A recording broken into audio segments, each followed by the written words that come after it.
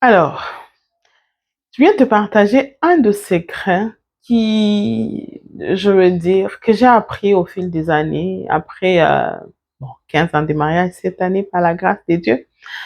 J'ai compris que dans le mariage ou dans le couple, quand on a des crises ou quand on a des conflits, il n'est pas souvent très recommandé de se mettre en mode accuser l'autre, c'est à cause de toi, c'est toi qui es mauvais, c'est toi qui as tort, c'est moi qui ai raison, c'est voilà, où on se met à voilà, s'écrier dessus jusqu'à dormir avec la colère, se réveiller le lendemain, on continue la même chose demeure.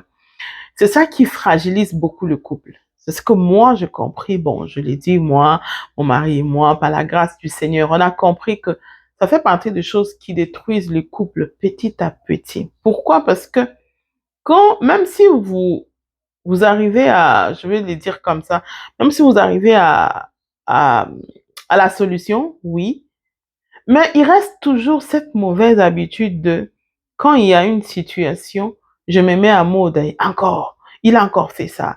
Et donc, vous êtes permanemment dans un cycle d'accusation l'un contre l'autre. Ça, c'est vraiment, je veux dire, c'est vraiment des briques, je vais appeler ça comme ça, des pas que vous êtes en train de, je vais appeler ça comme ça, des briques que vous êtes en train de déposer l'une après l'autre pour détruire euh, votre couple en fait.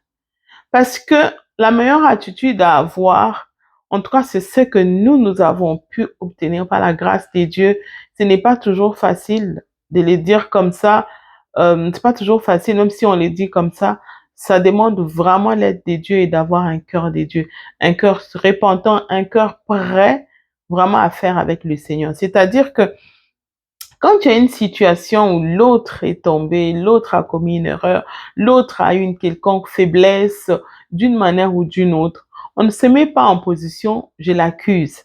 Il a mal fait, il a mal agi, voilà, il a un seul caractère d'une manière ou d'une autre. Je ne me mets pas en mode toi, toi, toi. Non. On se met en mode une équipe. Parce que ce que l'autre fait, ça fragilise le couple. Nous sommes une équipe. C'est comme une équipe les joueurs, quand ils jouent, c'est 11 ou c'est 12. En tout cas, désolé aux amateurs de foot. Voilà. Quand il y a un de joueurs qui commet une faute, vous allez voir que c'est toute l'équipe qui accepte la perte ou l'échec qu'il y a. Ils vont travailler ensemble pour que prochainement, qu'on puisse avoir de meilleurs résultats. Donc, on se met en mode, nous sommes une équipe. Et ensemble, nous sommes là pour œuvrer pour notre réussite. Mais si on se met en mode, lui, il est mauvais, lui, il doit me donner ça, lui, il doit me faire ceci, lui, il n'a pas fait ça, elle est mauvaise, j'ai épousé une mauvaise femme. À partir de ce moment-là, je peux vous garantir que vous n'avez pas une longue vie ensemble, oui. Vous n'allez pas vraiment faire long feu, à moins que le Seigneur vous envoie un ange pour pouvoir vous aider. Sinon, votre échec ou votre fin est programmé. La meilleure façon de faire, c'est comme je le disais, travailler ensemble. Oui, l'autre a commis la faute. Il y a toujours moyen, malgré la colère qui peut arriver, l'énervement et tout, prendre le temps de revenir sur soi-même et se dire, oui, il a commis une faute. Mais si moi aussi je me mets dans la chaise de celui qui l'accuse, qui va l'aider? Qui va l'aider? Qui va être là pour lui? Qui va être là pour elle? C'est-à-dire qu'on doit travailler tous comme une équipe. Quand l'autre est tombé, je comprends que ça fragilise l'équipe et je dois l'aider à se relever. Et c'est comme ça qu'on arrive à construire un beau couple. On arrive à construire une belle famille dans dans laquelle les enfants vont se retrouver. Les enfants vont recevoir une éducation de qualité où Dieu peut être au centre de tout. Et vous verrez que ce sera facile pour retrouver l'amour dans ce couple-là et dans cette famille-là. Parce que ce que deviennent les enfants demain, ou ce que sont les enfants, c'est vraiment à notre image. C'est ce que nous sommes que les enfants deviennent.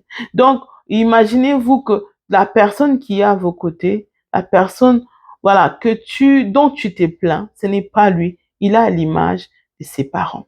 Est-ce que tu voudrais toi aussi continuer à te plaindre de ton mari, de ta femme, pour que les enfants deviennent aussi ce que vous êtes aujourd'hui, ou vous travaillez ensemble avec le Seigneur pour arriver à devenir des nouvelles personnes qui vont engendrer aussi des nouvelles personnes qui sont de la race de Christ. Ma prière vraiment, c'est que le Seigneur te fasse comprendre que vous êtes une équipe.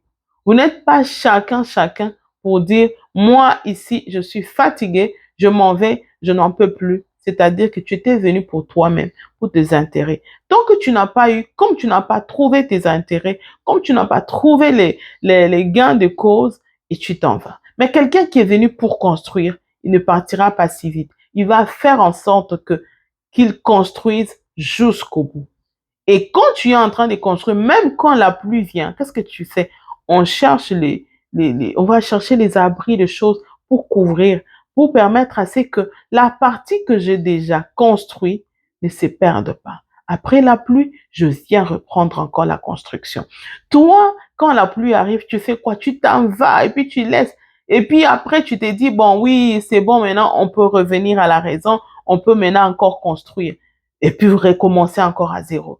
Et ça, vous ne faites que tourner en rond. La meilleure façon, quand la pluie arrive, quand les mauvaises saisons arrivent, prenez le temps, cherchez ce qu'il faut faire pour couvrir, garder les acquis, essayez de trouver les solutions ensemble pour essayer encore de revenir et continuer la construction. J'espère que ces quelques mots vont aider quelqu'un qui est probablement en train de traverser une crise en ce moment. Que Dieu nous aide, que Dieu nous fortifie. Allez, à plus.